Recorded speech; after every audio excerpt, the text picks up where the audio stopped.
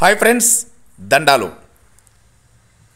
మనం ఇప్పుడు మన ఒసూరు కథా రచయిత అగరం వసంత్ సారు ఆపరేషన్ సింధూర్ గురించి ఒక అద్భుతమైన గేయాన్ని రాసి అది ఇప్పుడు హైదరాబాద్లో రిలీజ్ అయింది. దాన్ని మొత్తం విశేషాలు సార్ గారి మాటల్లోనే తెలుసుకుంటాము. సార్ దండాలు. సార్ చెప్పండి, ఈ పొద్దు మీరు ఆపరేషన్ సింధూర్ అనే గేమ్ రాస్తారు కదా, అది ఎట్లా పుట్టే మీకు ఆలోచన? ఇంకేముంది, దేశం మొత్తం కూడా ఆపరేషన్ సింధూర్నప్పుడు జరిగినటువంటి వాతావరణం అందరికీ తెలుసు. సైనికుల యొక్క సేవ అనేది మనం మరవలేనిది. ఎలాగైతే ఈ దేశానికి రైతు మరియు సైనికుడే వెన్నెముక అంటారు. సో దీంట్లో వాళ్ళ బాధలు మనం కూడా కొత్త యంగ్ ఏజ్ వాళ్ళు కూడా చనిపోయినారు. ఆ విషయంగానే సైనికుల గురించి దేశమే తన దేహంగా, ప్రజలే తన ప్రాణంగా అనే ఒక పాటనే రాస్తుంది. సో దాన్ని ఎత్తుకున్నారు మన తెలుగు మ్యూజిక్ డైరెక్టర్ బల్లేపల్లి మోహన్ గారు, దాన్ని స్వరపరిచి దాన్ని నాకు ఇచ్చినారు. ఇటీవల నేను కూడా ఒక యూట్యూబ్ ఛానల్లో స్టార్ట్ చేశాను. మీ యూట్యూబ్ ఛానల్ పేరు చెప్పండి సార్. కృష్ణరసం అని, కృష్ణరసం అని KRISHNERASAM. మీరు స్పేస్ లేకుండా కొట్టాలా, కొడితే కూడా అది హాయిగా వస్తుంది. మొదటి ఆ లోగో వచ్చి ఆ అనే తెలుగు అక్షరం ఉంటుంది, తెలుగు అక్షరం ఉంటుంది. అంటే యూట్యూబ్ ఉంది, ఇన్స్టాగ్రామ్ ఉంది, ఫేస్బుక్ ఉంది, 3 ఉన్నాయి. అయితే ఇటీవలే స్టార్ట్ చేశాను సార్. అది పొద్దు హైదరాబాద్లో విడుదలైంది, చెప్పండి. వెంకయ్య నాయుడు గారు, మన మాజీ ఉపరాష్ట్రపతి వెంకయ్య నాయుడు గారు ఈరోజు విడుదల చేసినారు. ఈ రోజు నుంచి అది ఉంది, యూట్యూబ్లో మీరు చూడవచ్చు. మీకు మన ఒసూరు ప్రాంతంలో ఒసూరు యాస్తో మన వసంత్ సారు ఇదివరకు 10 బుక్కులు రాసినారు సొంతంగా. ఆ బుక్కుల పేర్లు కూడా ఇప్పుడు అడిగి తెలుసుకుంటాము. సార్, మీరు మొట్టమొదటి పుస్తకము ఏ సంవత్సరం ఎప్పుడు రాస్తారు సార్? మొదటి పుస్తకం వచ్చి మన ఒసూరు మాండలికంలోనే. ఇప్పుడు కూడా మన బసవరాజు కూడా రాసినాడు. అట్లే చాలామంది కూడా ఒసూరు మాండలికంలో చాలా చేస్తున్నారు, మంచిదే.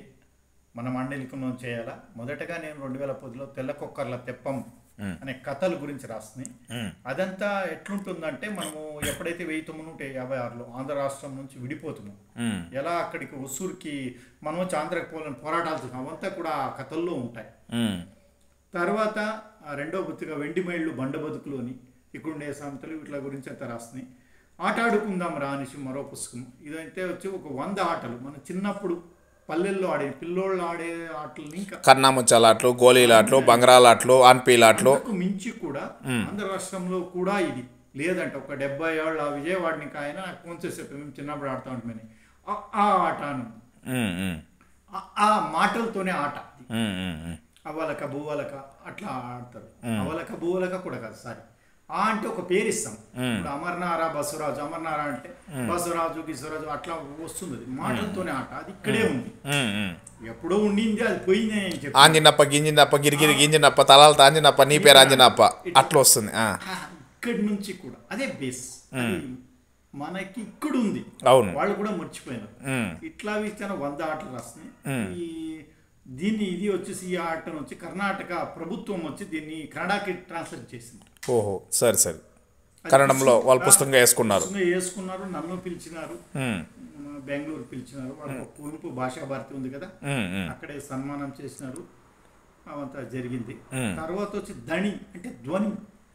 కెలమంగళం కానీ, బేరికే కానీ, తళి కానీ, డెగ్నికోట కానీ ఈ ప్రాంతాల్లో కొంత తిరిగినాను నేను కూడా. అప్పుడు తిరిగి అక్కడ ఉండే జానపద గేయాలను సేకరించి 156 జానపద గేయాలను సేకరించి వాటి ద్వారా ఆ గేయానికి సరిపడేనట్ల గేయాన్ని చెప్తూ కథ రాసేది. ధణి అనేసి అదొకటి. తర్వాత మన ప్రాంతం సామెతలు ఉన్నాయి. అవును, ఆ సామెతల గురించి సామెతల సప్పరము అనేసి ఒక కథా సంకలనం తీసుకొచ్చాం. తర్వాత వచ్చేసి మన కైవారం నారాయణ తాత గారి గురించి, అది మనకు అందరికీ తెలుసు. మనకి ఎన్నో ఆశ్రమాలు ఉన్నాయి. ఆయన రచనల గురించి తెలుగు ప్రపంచానికి ఇది మొదటిది అన్నారు చాలా మంది. మొత్తం ఆయన తత్వాలను రాసినాడు, కాలజ్ఞానం చెప్పినాడు, వచనం చెప్పినాడు, నాద బ్రహ్మానంద నారాయణ కవి శతకం చెప్పినాడు. చాలా చాలా ఉన్నాయి, చాలా శతకాలు కూడా ఉన్నాయి. అది తర్వాత వచ్చి మన బేరికి పక్కన ఉండే సీకనపల్లి అనే ఊరు. ఉమ్, అక్కడ ఆంజనేయ స్వామిలోనే ఉన్నారు. ఆయన పుట్టి పెరిగింది ఇక్కడే. ఉమ్, తర్వాత ఆయన ఏదో వాళ్ళ అమ్మ వాళ్ళ నాయన చనిపోతే అక్కడ బేరికి పక్క ఇక్కడ శ్రీనివాసపురం కోలార్ జిల్లా సమాధి శ్రీనివాసపురం. అయినాడు. సమాధి అయినాడు. ఆయనతో ఒక పుస్తకం ఉంది. 500 పేజీల పుస్తకం అది. ఉహు, ఆయన రచనలను సేకరించి ఉమ్, నేను ఒక ఓసూరు వరకవి యోగి శ్రీ ఆంజనేయప్ప స్వాముల నుంచి కూడా ఒక పుస్తకం వేశాను ఉమ్, 2018లో.